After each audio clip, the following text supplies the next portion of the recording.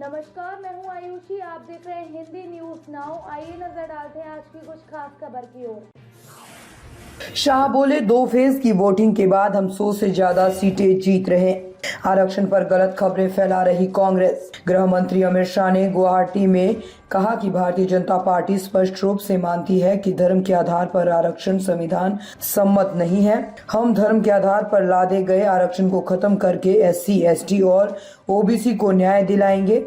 शाह ने अपने fake video पर भी कहा कि उनकी हताशा इस स्तर तक पहुंच चुकी है कि उन्होंने मेरा फेक वीडियो बनाकर फैला दिया। शाह बोले मुख्यमंत्री स्तर के लोगों ने भी इस फेक वीडियो को वायरल किया। सौभाग्य से मैं जो बोला था वह भी रिकॉर्ड में था, उसे हमने सबके सामने रखा और दूध का दूध पानी का पानी हो गया और अब कांग्रेस के नेता पर आपराधिक मामला दर्ज हो गया है।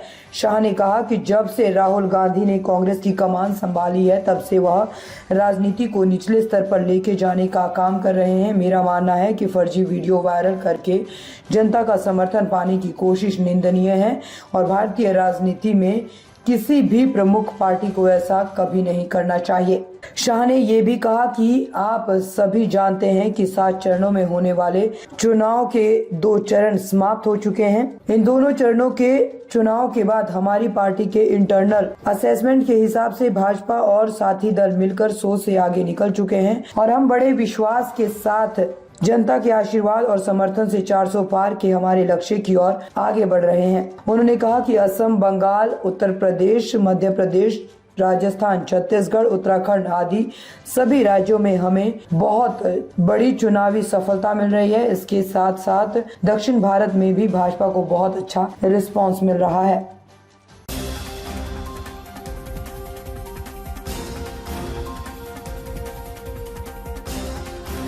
आउटर मणिपुर के 6 पोलिंग बूथों पर दोबारा वोटिंग। सुबह 9 बजे तक 16.68% वोटिंग हुई। दूसरे फेज के दौरान EVM VVPAT तोड़ी गई थी। मणिपुर आउटर लोकसभा सीट के 6 पोलिंग सेंटर में आज दोबारा वोटिंग हो रही है। दरअसल उखरूल जिले के 5 पोलिंग बूथ और सेनापति के 1 बूथ पर शाम 4 बजे तक वोटिंग होगी।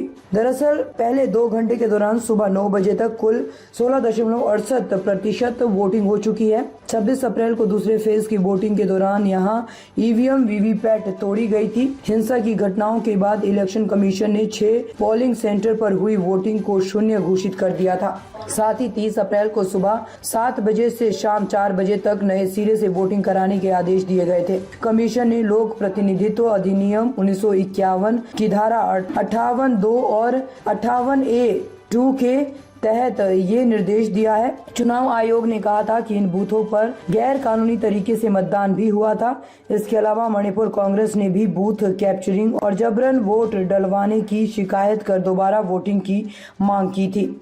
मणिपुर कांग्रेस ने वोटिंग के दौरान गड़बड़ी का आरोप लगाते हुए इलेक्शन कमीशन से राज्य भर के कई पोलिंग बूथों पर रीपोलिंग की बात कही थी। चीफ इलेक्शन कमीशन को लिखे लेटर में मणिपुर कांग्रेस ने अज्ञात हथियारबंद लोगों के EVM तोड़ने, बूथ कैप्चरिंग करने, वोटिंग में धांधली और जबरन वोटिंग की घटनाओं का जिक्र किया था।